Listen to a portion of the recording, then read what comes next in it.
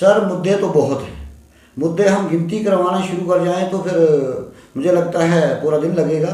लेकिन आज मेन जो 3-4 ही मुद्दे हैं, एक तो JJM का जो मुद्दा है, जैसे कि ये जल शक्ति जीवन मिशन जो है एक सेंट्रल गवर्नमेंट ने चलाया था या स्टेट गवर्नमेंट ने चलाया था कि हर घर में जल और नल पहुंचाना है।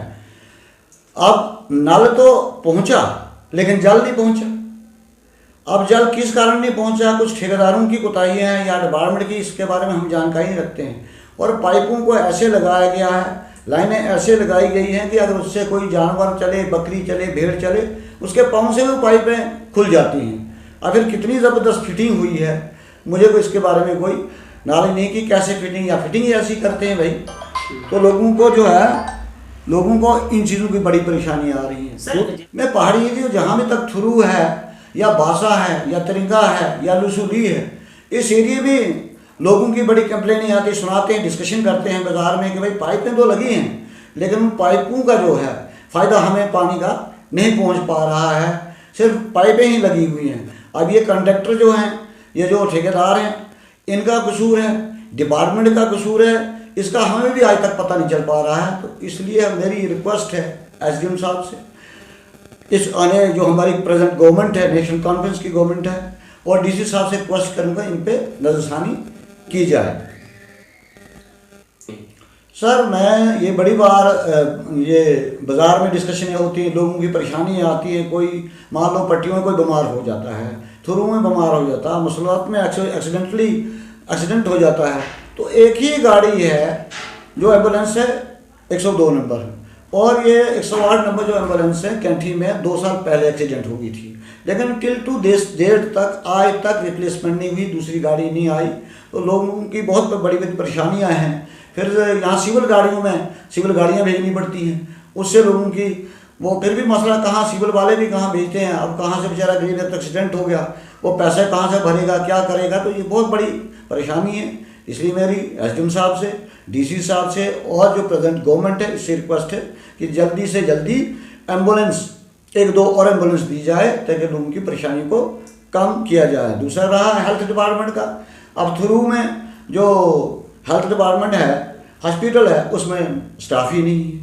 दरमाड़ी में है तो स्टाफ की कमी है, जो है वो काम कर रहे हैं, वो अच्छी तरह काम कर रहे हैं, लेकिन भाई अब स्टाफ की कमी है तो कितने, अब 4 बंदे कितना काम कर पाएंगे। दूसरा आया हमारा एक और इशू आ जाता है माइनिंग का। सर सबसे बड़ा माइनिंग का है। पहले ज़माने में किया करते थे कि इंसानों की नीड्स क्या है, कहता रोटी, कपड़ा और मकान, ठीक है जी, वो रोटी भी तो चल मिल रही है जैसे कैसे मिल रही है, और पानी जो है, पानी की पहले मैंने आपको एक्सप्लेन कर दिया। अब गरीब जनता जो है, कोई हर इंसान चाहता कि मेरे 2 कमरे पक्के हों, 1 कमरा पक्का हो। अब हालात ऐसे हो गए कि हर कोई पक्का ही बना रहा है, लेकिन बनाएगा कैसे। अब जो गवर्नमेंट ने रेट निकाला है माइनिंग के लिए बजरी रेट का, तो 7 रुपये 35 पैसे स्क्वायर फीट के हिसाब से, लेकिन लिया जा रहा है गरीब जनता से 30 रुपये के हिसाब से, ठीक है। ये मैंने कुलदीप राज दुबे से, BJP के जो है, उन्होंने भी ये अपने कॉन्फ्रेंस में बोला था कि जो कोई लेगा जी फ़ोन करो, लेकिन सिर्फ कह ही रहे हैं, हो पा नहीं रहा। हमारे नेशनल कॉन्फ्रेंस के ये खुर्शीद साहब, इन्होंने भी इस पर मतलब बोला है, आपने इसमें स्पीच में बोला है, लेकिन बोलने से कुछ हो ही नहीं रहा है, कोई फ़र्क नहीं पड़ रहा है। दूसरा नंबर एक फैसला हुआ DC साहब ने किया, जो ये प्रधानमंत्री योजना के तहत जो मकान बनाए जा रहे हैं इलाके गरीब जनता के, जो सैंक्शन हुए हैं, उनको फ्री ऑफ कास्ट बजरी और रेत दी जाए। और वो इशू कौन करेगा, TC जो उनको लिख के देगा BDO साहब, लेकिन BDO के साथ पास जब पब्लिक जा रही है, तिनका बादशाह के लोग ये वो कहते नहीं जी DC से परमिशन लाओ। अब बेचारे गरीब जनता कहाँ परमिशन लेने जाएगी। मुझे तो नहीं पता चल रहा कि गवर्नमेंट क्या कर रही है, या लोगों को बेवकूफ़ बना रही है, या फिर DC साहब बेवकूफ़ बना रहे हैं। और हमें इन चीज़ों का कोई पता नहीं चल रहा। तो हमारी इस गवर्नमेंट से, प्रेजेंट गवर्नमेंट से, नेशनल कॉन्फ्रेंस की जो गवर्नमेंट है, इनसे मेरी रिक्वेस्ट है DC साहब से भी, SDM साहब से भी, कि ताकि गरीब जनता के लिए ये काम जो है इनको परेशानी में न डाला जाए, और इनके लिए एक पूरा रेट लिस्ट लगाई जाए, ताकि ये बजरी का रेट है जो प्रधानमंत्री योजना के तहत है, इनके लिए बजरी का रेट क्या है, आम जनता के लिए बजरी का रेट क्या है, एक बिल्कुल क्लियर पिक्चर होनी चाहिए। सर मैंने खुद वॉच किया है। एक बार मैं ये बारियां कटियालू और नीचे ये दामन वाले एरिया में मैं ऐसे चक्कर लगाने चले गया, तो मैंने देखा कि पेड़ों पे तारे हैं। वो भी कौन से पेड़, सूखे पेड़ नहीं हैं, मतलब जो सब्ज पेड़ हैं। तो मुझे तो ये लगा ये खतरा है कि जानवर इसके साथ टच कर जाए, कोई इंसान टच कर जाए तो वो करंट लग सकता है, मर भी सकता है, जानी नुकसान भी हो सकता है।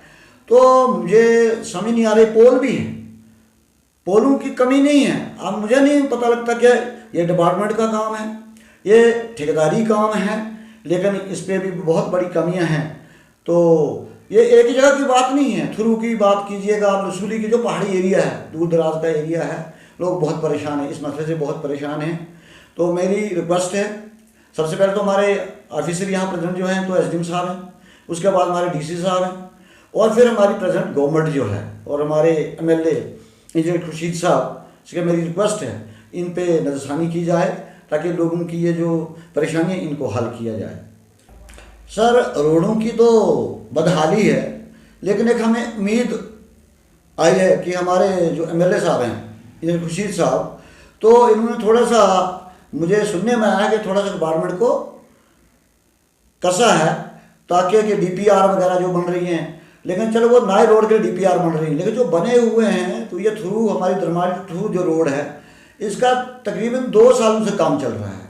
हमें नहीं समझ आ रही है कि ये मजाक कर रहे हैं पब्लिक के साथ या रोड बना रहे हैं। मतलब मान लिया एक जगह इन्होंने गिनती मार दी या किसी मशीन से पत्थर उखाड़ दिए, बस वो वहाँ छोड़ दिए, खड्डे डाल दिए, आगे चल पड़े, वो वहीं रह गया।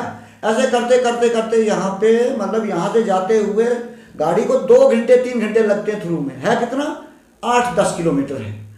गाड़ियों की बुरी हालत है, कहीं के वो चेम्बर खराब हो रहे हैं, गाड़ियों के लीक हो रहे हैं। तो मेरी यही रिक्वेस्ट है हमारे इंजीनियर रशीद साहब से, एमएलए जो हमारे हैं, क्योंकि उनका बहुत बड़ा रोल है और हमें पूरी उम्मीद भी है कि इस पर पूरी ये नज़रसानी भी करेंगे और इन ठेकेदारों को, डिपार्टमेंट को ज़रूर हदायत भी करेंगे। और एसडीएम साहब से भी, डीसी साहब से भी हमारी यही निवेदन है और हमें पूरी उम्मीद है कि ये जल्दी से जल्दी इन पे नज़रसानी करें।